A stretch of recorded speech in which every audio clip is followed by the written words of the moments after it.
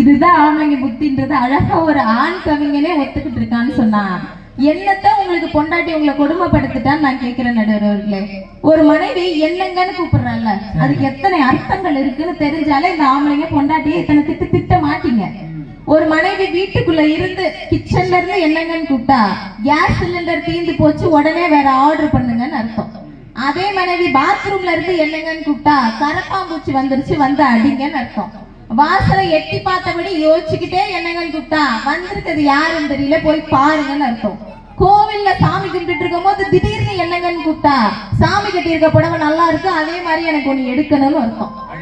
துணிக்கடையில நின்றுகிட்டு என்னங்கன்னு கூப்பிட்டா தேடிக்கிட்டு இருந்த மேட்சிங் பிளவுஸ் கிடைச்சிச்சு காசை குடியா வீட்டுக்கு போகலான்னு அர்த்தம்.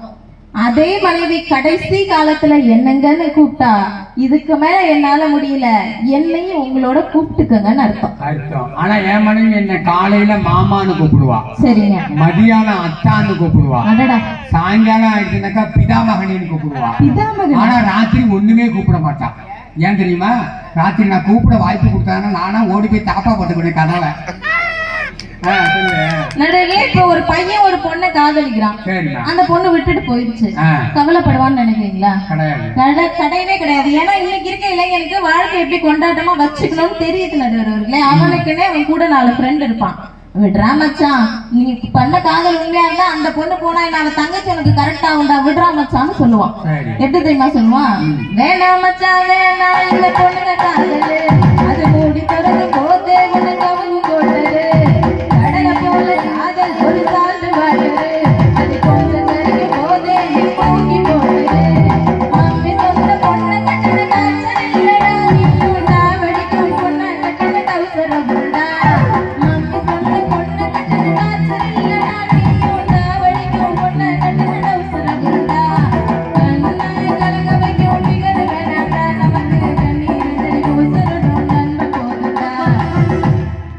அப்படி வாழ்க்கையில நம்ம கஷ்டப்படுத்துற ஃப்ரெண்டு பொண்ணு வேணாண்டா, ஃப்ரெண்டுன்னு ஒருத்தன் இருந்தா போதுண்டான்னு வாழ்க்கையில எல்லா நேரத்திலயும் ஃப்ரெண்டுன்னு ஒருத்தன் இருக்கும் போது எப்படி எங்க பசங்களுக்கு எல்லாம் வாழ்க்கை திண்டாட்டமா இருக்கும்னு கேக்குறேன். நான் ஒண்ணு சொல்ல மறந்துட்டேன். ஆகவே நானும் முடிக்கத்தான் போறேன். நடுவர்களே, கல்யாணம் ஆன புதுசுல ஒரு பொண்ணு கோவிலுக்கு போனானா என்ன தெரியுமா வேண்டுவா? தீர்க்க சுமங்கலியா சாகணும்னு வேண்டுவா. அதே 20 வருஷம் கழிச்சு கோவிலுக்கு போனானா அதே தீர்க்க சுமங்கலியா சாகணும் தான் வேண்டுவா. அதே ஒரு 40 வருஷம் கழிச்சு ஒரு தள்ளாடுற வயசுல கோயிலுக்கு போகும்போது என்ன தெரியுமா வேண்டுவா? எனக்கு முன்னாடி என் புருஷர் செத்துடணும்னு வேண்டுவா. ஏன் தெரியுமா? நான் போயிட்டேன்னா ஒருவேளை சோத்துக்காக ஒருத்தர்கிட்ட கையேந்திர நிலைமை என் புருஷனுக்கு வந்துடக்கூடாது. நான் நல்லா இருக்கிற போதே அவருக்கு நல்லது கிட்டதை செஞ்சு அவரை நல்லபடியா அமுச்சு வச்சுட்டு அதுக்கப்புறம் நான் போகிற வரைக்கும் என்னை வச்சுக்க தாயேன்னு ஒவ்வொரு பெண்ணும் வேண்டான்னு சொன்னா இப்படி வாழ்க்கையில நமக்காக யோசிக்கிற ஒரு ஜீவன் நம்ம கூட இருக்கும் போது எப்படி உங்க வாழ்க்கை திண்டாட்டமா இருக்கும்னு கேக்குறேன். இந்த ஆம்பளைங்க இருக்கிறவங்க மணல்ல செஞ்ச பிள்ளையார் மாதிரி அதை எடுத்து தண்ணிக்குள்ள வச்சீங்கன்னு வச்சுக்கோங்களேன், எல்லா தண்ணியும் தனக்குள்ள எடுத்துக்கும்.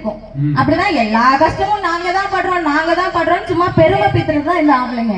ஆனா இந்த பொம்பளைங்கன்றவங்க சர்க்கரையால செஞ்ச பிள்ளையார் மாதிரி அந்த பிள்ளையார் எடுத்து தண்ணிக்குள்ள வச்சீங்கன்னா அது தானும் கரைஞ்சு தண்ணியையும் மினிப்பாகும். அப்படி குடும்பத்துக்காக தன்னையே கரைச்சுக்கிட்டு குடும்பத்தை மகிழ்ச்சியா வச்சுக்கிறவங்க தான் இந்த பெண்கள். அவங்களோட அருமையை எப்ப புரிஞ்சுக்கிட்டு அவங்களுக்கு விட்டு கொடுத்து நீங்க வாழ்க்கையை வாழ்றீங்களோ அப்ப உங்களுடைய வாழ்க்கை மகிழ்ச்சியா இருக்கும்னு சொல்லிட்டு இன்றைய இந்த வாழ்க்கைங்கிறது ஒண்ணுமே இல்லைங்க. சிம்பிளா சொல்லணும்னா ஐஸ்கிரீம் மாதிரி. சாப்பிட்டாலும் உருகும், சாப்பிடாட்டியும் உருகும். இந்த பிரபாகர் மாதிரி ஆளுங்கெல்லாம் அதை சாப்பிடாம வீணாக்கிட்டு அழுதுட்டு இருக்காங்க. நம்ம சாப்பிட்டுட்டு டேஸ்டா ஜாலியா வாழ்க்கையை வாழக்கூடியவங்க தான் நாங்க. அதனாலதான் சொல்றேன், இன்றைய சூழ்நிலையில் வாழ்க்கைங்கிறது கொண்டாட்டமே என்று நல்லதொரு தீர்ப்பை வழங்குங்கள் என்று வேண்டி விரும்பி கேட்டுக்கொண்டு தவறான தீர்ப்பு வழங்கியதற்காக அதே இடத்தில் நெஞ்சு வழி வந்து செத்தான் பாண்டிய மன்னன் என்பதையும் உங்களுக்கு நினைவுபடுத்தி சரியான தீர்ப்பை எங்க பக்கம் கொடுப்பீங்க என்ற நம்பிக்கையில இத்தனை நேரம் பொறுமை காத்த அத்தனை அன்பு உள்ளங்களின் பாதம் தொட்டு நன்றி கூறி விடைபெற்றேன். நன்றி, வணக்கம்.